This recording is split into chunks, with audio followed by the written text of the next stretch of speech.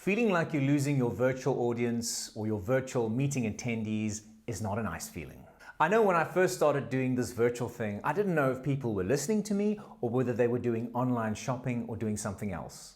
Let's face it, it's difficult and there's a lot less connection when you're doing this virtual thing, this Zoom meeting, because you just don't know what people are doing and you can't see them. But after training thousands of professionals on my Power of the Voice course, I understood that effective virtual presentations is a lot like a dance. Sometimes you push, sometimes you pull, but you've got to keep them engaged every 3 to 5 minutes. This could be a poll, this could be a chat, this could be a breakout room, this could be calling on somebody by their name and asking for their opinion. Or it could even be just a thumbs up or a thumbs down, what they call soft signals in the platform.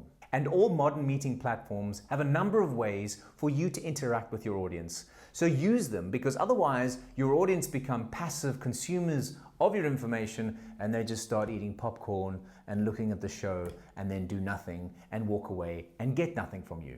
When you engage an audience effectively, the audience feels part of the show. They feel part of the presentation and they feel like they've got some value when they leave. When done well, participants feel like they've got something from you because they're active, they're doing something and you're engaging them in the process. So never forget, get engagement, even if it's a thumbs up or a thumbs down every 3 to 5 minutes when presenting. I'd be interested to know, what do you do to keep your audience engaged? Please share in the comments below.